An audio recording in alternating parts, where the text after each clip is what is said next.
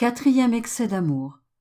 L'amour effectif, dès le commencement, fait souffrir à Jésus les douleurs répétitives de sa passion.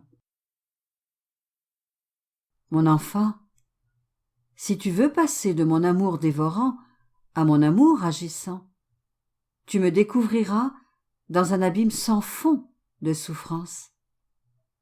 Considère que chaque âme conçue en moi m'apporte le fardeau de ses péchés, de ses faiblesses et de ses passions. Mon amour m'amène à porter le fardeau de chacun, parce que, après avoir conçu son âme en moi, j'ai aussi conçu la contrition et la réparation qu'il aura à offrir à mon Père. Aussi, ne t'étonne pas si ma passion fut également conçue à ce moment-là. Regarde-moi bien dans le sein de ma mère, et tu découvriras combien j'y vis de souffrance.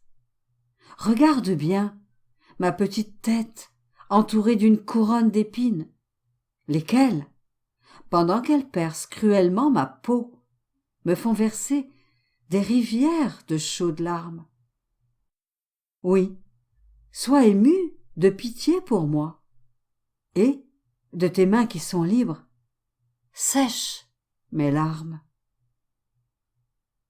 Cette couronne d'épines, mon enfant, n'est autre qu'une couronne cruelle que les créatures tressent pour moi, avec les pensées mauvaises qui remplissent leur esprit. Oh, comme ces pensées me transpercent cruellement. Un long couronnement de 9 mois. Et comme si ce n'était pas assez, elle crucifie mes mains et mes pieds, afin que soit satisfaite la justice divine pour ces créatures, elles qui circulent sur des chemins pervers, qui commettent toutes sortes d'injustices et empruntent des voies illégales pour leur profit. Dans cet état, il ne m'est pas possible de bouger, même une main, un doigt ou un pied. Je reste immobile, soit à cause de l'atroce crucifixion que je subis, ou à cause de l'espace réduit dans lequel je suis. Et j'ai vécu cette crucifixion pendant 9 mois. Sais-tu, mon enfant, pourquoi le couronnement d'épines et la crucifixion sont renouvelés en moi à chaque moment? C'est que le genre humain ne cesse de concevoir des desseins cruels, qui, comme des épines ou des clous, transpercent sans cesse mes tempes, mes mains et mes pieds. Jésus continua ainsi de raconter ce que sa petite humanité souffrit dans le sein de sa mère. J'en passe pour ne pas être trop longue, et parce que mon cœur n'a pas le courage de tout raconter, comme Jésus souffrit par amour pour nous. Et moi, je ne pouvais rien faire d'autre que de verser un flot de larmes. Cependant, il me secoua et, d'une voix faible, il me dit, dans l'intérieur de mon cœur: « Mon enfant, j'ai hâte de t'embrasser et de te retourner l'amour que tu me donnes.